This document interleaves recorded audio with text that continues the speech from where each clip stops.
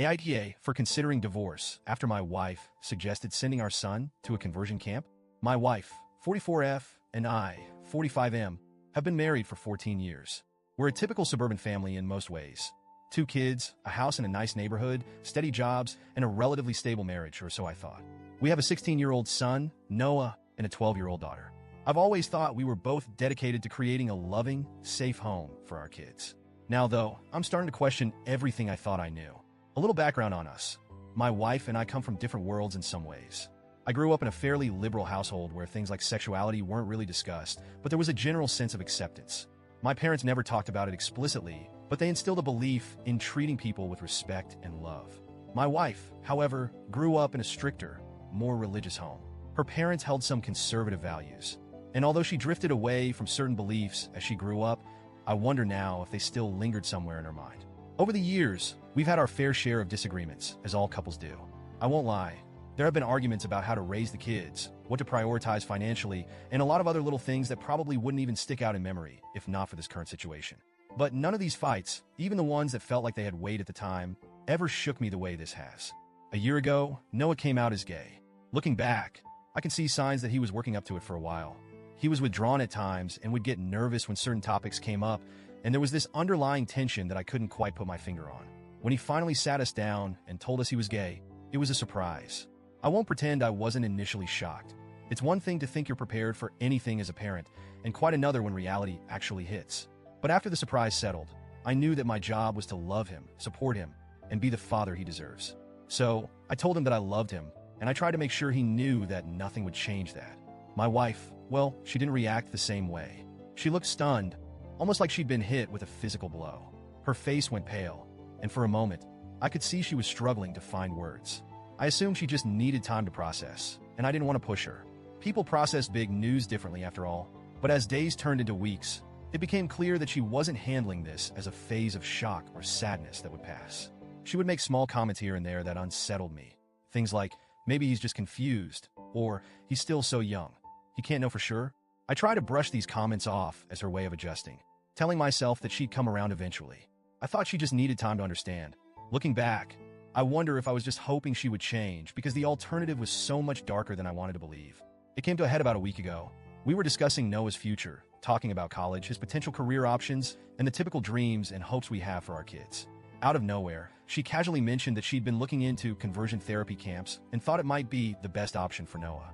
She said that he just hasn't been shown the right path yet, and that if we didn't help him get back on track, he might make decisions that would ruin his life.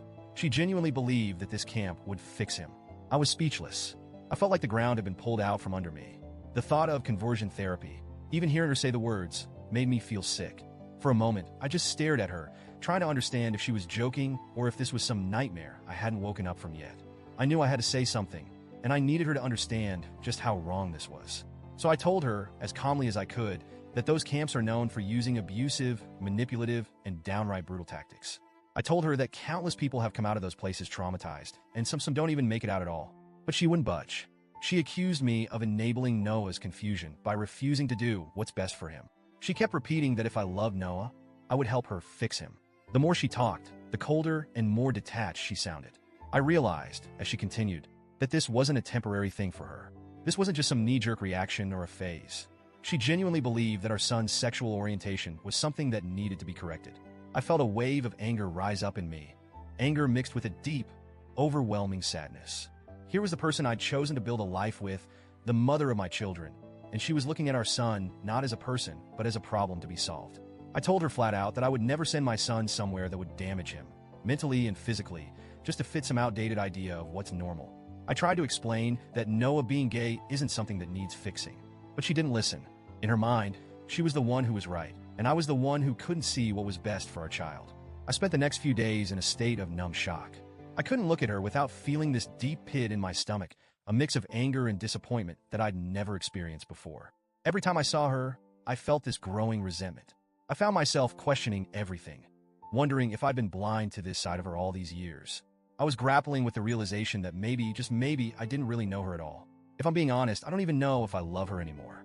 The way she spoke about our son, the way she dismissed his identity like it was some illness that could be cured, disgusted me on a level I can't even fully explain.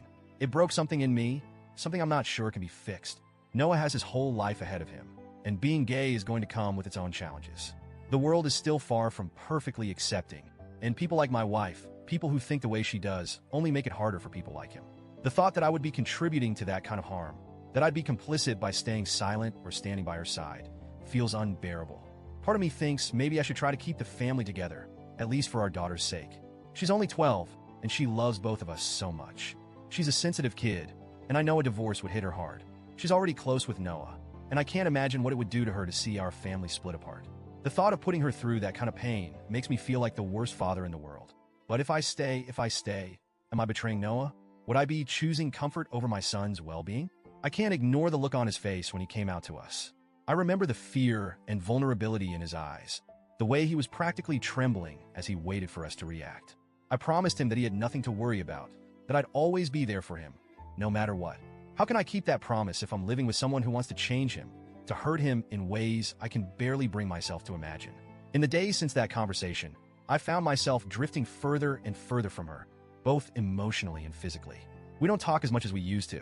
Every time I look at her, all I see is the person who would willingly send our son to a place that could destroy him. I don't know how to move past that. I don't even know if I want to. I've been researching legal options, trying to understand what a divorce might mean for us. I've looked into custody arrangements and talked to a few close friends who've been supportive. They all say I'm doing the right thing by protecting Noah, but they also remind me that leaving will change everything, not just for him, but for our daughter too. The thought of ripping my kids' lives apart over this, it makes me feel like I'm failing them both. I finally sat down with Noah, and we had a long, honest talk. I told him that no matter what happens, I love him and that he doesn't need to be afraid of being himself.